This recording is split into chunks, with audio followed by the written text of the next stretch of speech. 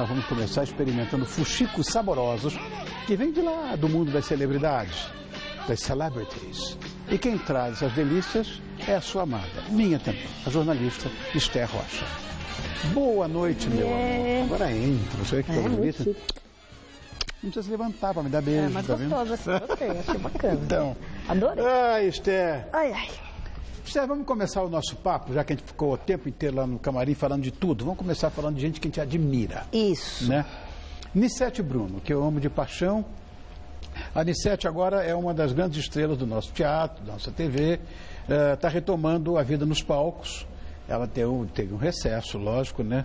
E mais do que uma nova estreia, esse novo trabalho representa uma homenagem ao meu querido, seu querido e possivelmente querido dela, o Paulo Goulart, seu companheiro por mais de 60 anos, né? Que em março desse ano nos deixou.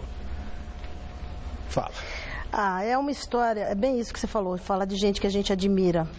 A Nicete é um exemplo de artista que a vida, o palco, tudo isso se incorporou à alma da Nicete. Então ela está voltando agora, está fazendo um giro aí pelo Brasil com a peça Perdas e Ganhos, que é um monólogo de um livro que eu amo, da Lia Luft, adaptado pela filha dela, Beth Goulart. Esse vídeo mostra o making of da preparação dessa peça.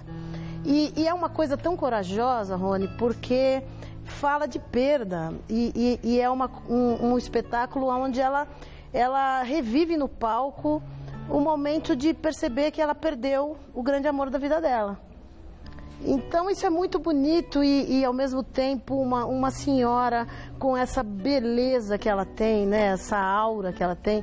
Ela se desnuda no palco, passando para a plateia o que ela sentiu, o que ela sente, o que ela está vivendo. Eu acho que é o tipo de espetáculo que deveria ficar em cartaz anos e anos e anos, e espero que chegue logo aqui para a gente ver, porque é um exemplo de vida, né? E você sabe que esse espetáculo tem uma coisa... Bonito, hein? Não, e tem um detalhe que eu fiquei sabendo muito interessante. 3 músicas do espetáculo foram feitas por ela. Olha. Porque ela disse que quando o Paulo ainda estava vivo, o Paulo Goulart, ela contou do plano dessa adaptação desse livro, e ele super aprovou, e fez um pedido a ela, que ela tocasse piano na peça, porque ele adorava vê-la tocando piano, e ela até conta que ela largou a música para se dedicar ao teatro. E aí, nesse espetáculo, ela toca piano, uma música feita para ele, outras 2 músicas feitas para os filhos. E ela fala desse momento, desse sentimento. A Nicete e o Paulo e os filhos, eles são espíritas. Então, nesse momento, a gente percebe, olhando para ela, que ela realmente vive a fé dela. E ela fala uma coisa muito bonita, ela fala que o melhor jeito dela homenagear o marido é ela seguir a vida de uma maneira inteira, feliz dentro dos momentos de tristeza, mas feliz, e fazendo o que ela sempre fez, aonde eles se conheceram, aonde eles se casaram, enfim.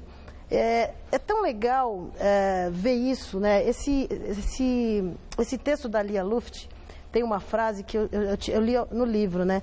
Que fala que algo como assim, que viver deveria ser o último e derradeiro olhar e o pensamento de se transformar. Que viver é um ato de se transformar o tempo todo. E é isso que a gente vê a Nicete fazendo, né? Nossa, eu acho tão hoje eu estou super sensível. Então, falar de uma pessoa como essa é tão gostoso, né? Ai, Esther. Quem também traz uma grande novidade é um baiano que não erra no tom, eu gosto muito dele. Esse é uma pessoa sensível. Esse cara é sensível, ele é doce, gosto muito dele. Gilberto Gil. Ai, que coisa impecável esse DVD. Ele está lançando um DVD... de samba, né? Que é filho do CD que ele lançou em abril. Esse DVD chama Gilbertos Samba. É um show que foi gravado em setembro. Eu nem vou falar muito pra gente ouvir, sabe? Eu não vou ir, melhor nem pedir. Não vou ir, não quero ir. Também podem me entregar e até sorrir e até chorar. E podem mesmo imaginar o que que melhor lhes parecer. Podem espalhar que eu estou cansado de viver e que é uma pena para quem me conheceu. Eu sou mais você. Esse CD ele é todo, assim como o CD, o DVD, ele revisita o trabalho. É uma homenagem ao João Gilberto. É. Então, assim, tem coisas como o Pato. Vinha sabe? cantando alegremente. Desafinado. Se você disser que eu desafino... E esse show, Rony, chega aqui, vem a São Paulo 18, 19 e 20, no Teatro Legal, Net, vale na Vila a pena, Olímpia. vale a pena. Obviamente eu vou assistir. Vamos junto. Quer, então, de repente, se tem um dia aí que você não trabalha, que é muito raro, podemos ir. Tá. Esther, excentricidade é uma característica que marca a personalidade de muitas celebridades. Fora do Brasil, aqui então, aqui o que tem de professor de Deus... O que tem de gente mentirosa que falamos disso. Meu Deus do céu. Ai, como ele é bacana. O cara é um bicho, um monstro. Sai do ar, morde, agride as criancinhas, come o coração da mãe com pão. Quer dizer, no entanto, pois é. Mas eu estou falando de excentricidade mesmo. O Hugh Hefner, né? Hugh Hefner é o fundador da Playboy. Ele é um playboy milionário, garanhão por princípio, por vocação, está com 88 anos de idade o cara e diz que ainda está firme, não sei. E é um exemplo disso, né? Agora, parece que uma das suas ex-namoradas, uma ex-coelhinha, resolveu revelar detalhes da vida íntima do casal. Isso chegou nas manchetes ao redor do mundo. Menino, que barraco. A gente tem que falar um barraco também, a gente, né? Uma das coelhinhas da Playboy casou com ele quando ela tinha 18 anos e ele 68. Como é que é? É uma das, né? Eles faziam aquele reality Playboy Mansions. Sei. E, na verdade, o que acontecia? Aquele reality, ele levava as coelhinhas para a mansão e fazia ali um reality. E algumas delas eram namoradas dele. Essa garota, que se chama Kendra Wilkinson, viveu nesse esquema por algum tempo, participou do programa, se projetou. E agora ela já está mais velhinha. Geralmente quando tem 3 assim, ó, você presume que são as 3 do momento. Só que ela agora faz um outro reality show na Austrália. E nesse reality show ela resolveu fazer revelações sobre o tempo em que ela era uma das namoradas. E ela foi muito cruel, porque ela disse coisas do tipo... que nessa época ela foi convidada por ele para morar nessa casa, ela não tinha nada melhor mesmo, não tinha lugar para morar, tinha que pagar aluguel e foi, sabendo, obviamente, que tudo na vida tem um preço. É lógico. E ela falou, e quando chegou lá, eu tinha que ser a mulher dele, e que para aguentar o tranco, ela teve que apelar para o álcool, para as drogas, e que a vida dela era um inferno e tudo mais.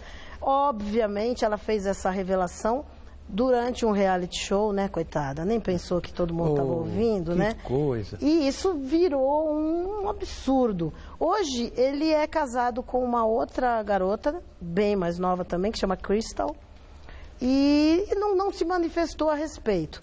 Agora, o que eu acho curioso é que essa garota agora também é casada com um rapaz que foi um namorado dela antes do reality da Playboy. Eles se separaram porque ele atraiu com um transexual.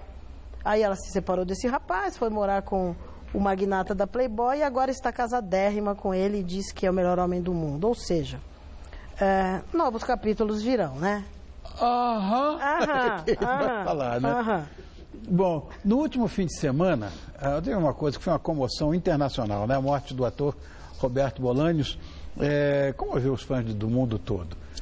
Fez muito sucesso aqui através do SBT. Isso comprova a popularidade dele, né? Não só no México, mas na América Latina inteira, aqui no Brasil. E foi uma coisa além do esperado, né? Olha, eu sabia que no México seria realmente 3 dias de tristeza no México. E eu, que você sabe, tenho um conhecimento profundo do México, imaginava isso. 40 mil pessoas no Estádio Azteca para se despedir do Bolanhos e tudo mais. Só que isso também, ao redor do mundo, e especialmente no Brasil, me surpreendeu, viu, Rony? Você sabe que 10 mil pessoas foram ao memorial ver a exposição do Bolanhos e se despedir dele. E o que eu achei muito tocante nessa despedida dele, primeiro eu achei o Bolanhos, eu vou ousar fazer uma comparação aqui. O Bolanhos, ele é um artista que eu acho que nós temos um aqui com o mesmo potencial e com a mesma importância, que se chama Renato Aragão. Tá. Que é esse humor inocente, tá, que agrada toda a família.